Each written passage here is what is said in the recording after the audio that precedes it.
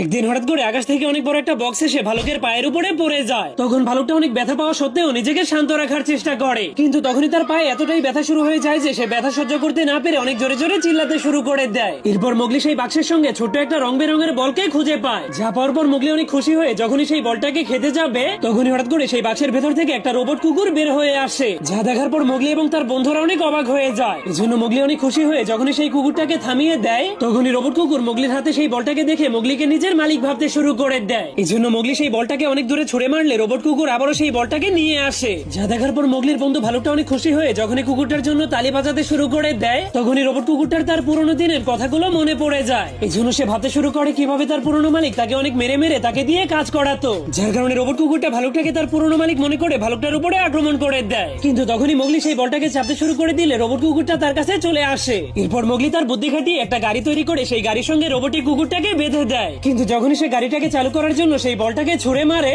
তখন কুকুরটা এতটাই স্পিডে গাড়িটাকে চালাতে শুরু করে যে তার কারণে মোগলি এবং তার বন্ধুদের অবস্থা অনেক খারাপ হয়ে যায়।